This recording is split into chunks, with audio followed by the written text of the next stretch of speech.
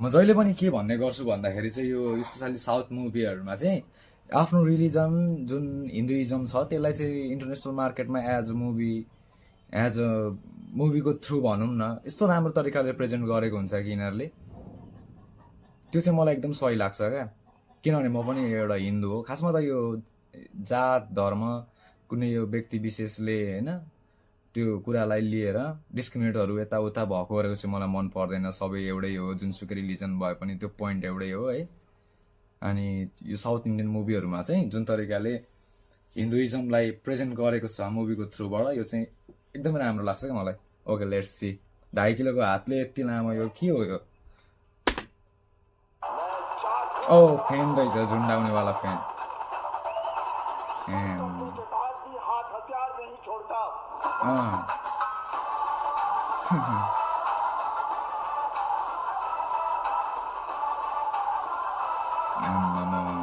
एक्लै फेरिदिन्छ नि फेरि सनिल दिवालले त फेरि। ओ रणदीप बुढा चाहिँ मेरो बेस्ट एक्टर हो।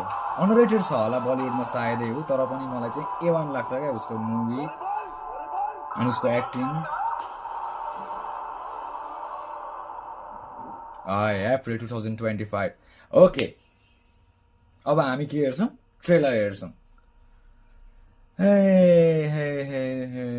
So guys, we're gonna watch and react on trailer 2.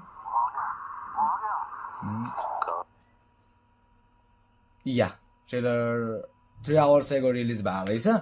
Okay, हेरिदिइहालौँ है त। तुम्हें पता होना चाहिए था कि वो एक जाट है और सबको पता है कि अगर एक जाट की हटी तो सबकी फटी। अब तुम सब इसका परिणाम भुगतोगे। वो आ रहा है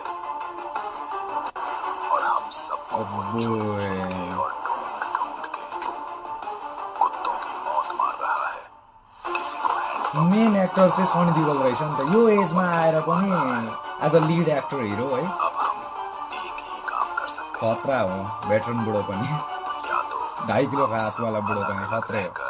भागते भागते मरे या फिर उस्तै नै छ कि क्या हो ट्रेलर र टिजर? उसका सामना करें।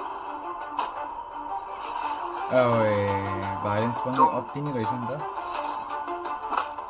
एक मरो या एक साथ